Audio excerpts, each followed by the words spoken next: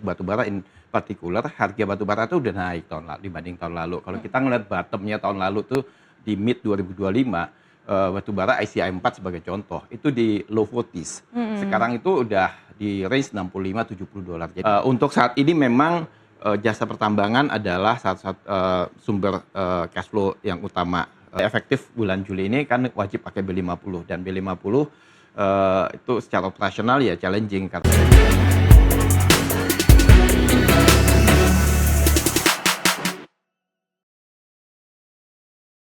Anda kembali menyaksikan Nusantara Economic Updates, masih bersama saya Lenggracia dalam segmen khusus Mining Edge.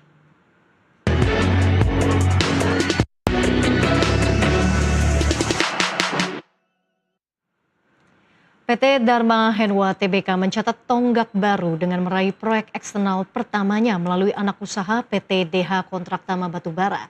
Kontrak senilai 1,3 miliar dolar Amerika Serikat atau setara 22 triliun rupiah ini menjadi pencapaian penting yang memperkuat ekspansi bisnis perseroan di tengah tantangan industri pertambangan. Berdasarkan surat penunjukan dan perintah kerja yang ditandatangani pada 29 Juni 2026, PT DH Kontraktama Batubara ditunjuk sebagai kontraktor utama PT Sebuku Sejaka Coal untuk mengelola jasa pertambangan di Pulau Laut, Kalimantan Selatan. Kontrak berdurasi 5 tahun ini mencakup perencanaan tambang, pembukaan lahan, waste removal, penambangan batubara, hauling, hingga pembangunan dan pemeliharaan infrastruktur. Perseroan akan mengelola produksi hingga 55 juta bank cubic meter waste removal dan 5 juta ton batubara per tahun. Kedua belah pihak juga menargetkan penandatanganan kontrak jasa pertambangan paling lambat pada 30 September 2026 dengan peluang perpanjangan hingga masa izin konsesi berakhir. Direktur Dharma Henwa, Ricardo Silain menyebut, proyek ini menjadi proyek pertama perseroan di luar grup sekaligus mencerminkan kepercayaan pelanggan terhadap kapasitas perusahaan. Kontrak tersebut juga berpotensi menambah volume waste removal hingga 40% di tengah kebijakan pemerintah yang menurunkan target RKAB nasional pada 2026.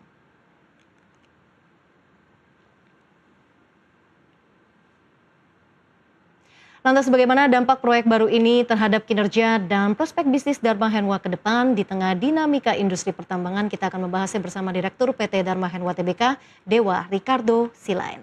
Pak Ricardo, selamat pagi. pagi Alan. Senang sekali bisa kembali berdiskusi. Kalau kita lihat di sepanjang awal tahun ini ya sudah banyak yang terjadi, ketidakpastian geopolitik, kemudian gejolak ekonomi. Pertama-tama bagaimana nih dengan kondisi industri jasa pertambangan sejauh ini? Kalau kita ngomong pertambangan, industri memang challenges ya. Kalau yang pertama tuh regulasi dari pemerintah, banyak regulasi yang bisa dibilang itu tidak kondusif, tidak mendukung pertambangan. Termasuk tadi yang tadi sempat Ellen sebutkan mengenai RKAB. Kalau tahun lalu RKAB itu total produksi nasional 790 juta, tahun ini cuma 600 juta. Jadi kurang lebih hampir seperempatnya hilang gitu kan. Cukup signifikan ya Pak sangat signifikan, dan itu juga berdampak dengan terhadap ekonomi, termasuk ya masalah yang PLN saat ini gitu loh, kelangkaan batubara di PLN. Dari sisi industri, baik dari jasa pertambangan maupun pertambangan sendiri memang ini juga menambah ketidakpastian. Kami dari jasa konstruksi, jasa pertambangan dalam mendapatkan proyek baru ini delay dulu. Kita dulu tadinya itu kita yakin bisa dapat the first quarter, tapi dengan adanya tidak pasan RKAB ini mundur dulu, dan semakin lama ini kan berarti volume yang bisa dikerjakan juga secara efektif months-nya juga jadi berkurang. Oke, jadi dari sisi klien ini jadi ada dilema begitu ya Pak untuk kedepannya ya? Ada dilema karena dari mereka juga ada tuntutan untuk deliver, mereka punya kontrak. Dari kami juga kami ingin mengerjakan pekerjaan secepat mungkin, tapi dari pemerintah mungkin ada pertimbangan yang sulit dipahami ya. Jadi dan ini menjadi tantangan bagi industri. The good thing is adalah kalau untuk batubara in particular, harga batubara itu udah naik dibanding tahun lalu. Kalau kita ngeliat bottomnya tahun lalu tuh di mid 2025, batubara ICI 4 sebagai contoh, itu di low 40s. Sekarang itu udah di range $65-70. Jadi naiknya cukup signifikan. Unfortunately tadi, bahwa dengan kenaikan batubara ini volume tuh nggak catch up. Jadi potensinya tuh nggak bisa di-grab secara optimal. Oke, jadi dari sisi volume dan juga dari sisi demand itu sebetulnya juga ada peningkatan begitu ya Pak untuk batubara sendiri? Demand tentu mungkin stabil ya. Volumenya memang yang di-cut secara signifikan. Dari terutama di seaborne market karena Indonesia punya beberapa policy ya tadi RKAB-nya dipotong sehingga ya seaborne marketnya juga mungkin sedikit, kemudian DMO-nya juga mengalami kelangkaan. Di tengah tadi dari biaya produksi juga naik. Mengingat kayak BBM kan naik, BBM industri itu naik secara signifikan. Oke, kalau kita track back ke kuartal pertama 2026 ini sebetulnya kinerja Dharma Henwa ini juga cukup solid, Pak. Mungkin bisa diceritakan dari capaian tersebut, mulai dari pendapatan, dari margin, profitabilitas, dan juga utilisasi dari alat-alat berat. Ya, kalau ngomong tentang kinerja Dewa, memang first quarter bagus ya. Kita lihat di top line cenderung stabil. Untuk operasional kita sebetulnya tumbuh volume BCM itu kurang lebih 9%. Jadi 38 juta BCM in terms of waste removal.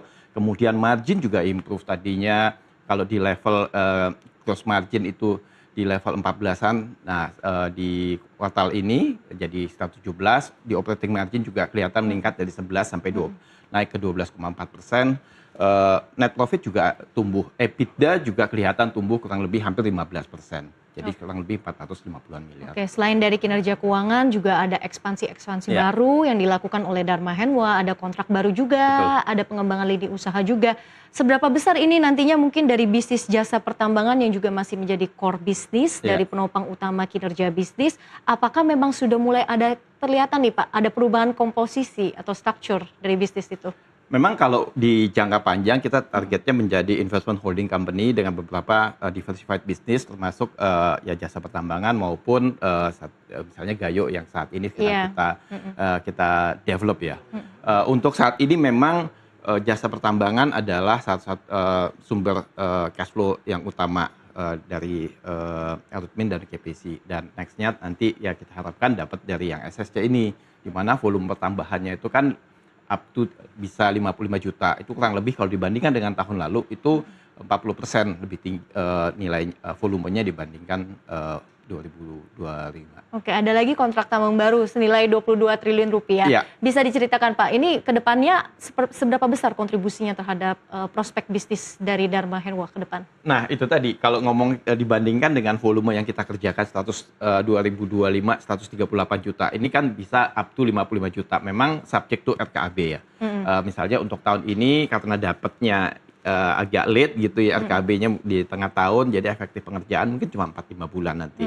Nah, itu juga berdampak daripada volume yang kita kerjakan. Nah, tapi ekspektasinya ini bisa up to 55 juta dalam waktu within 2 years bisa sampai 55 juta.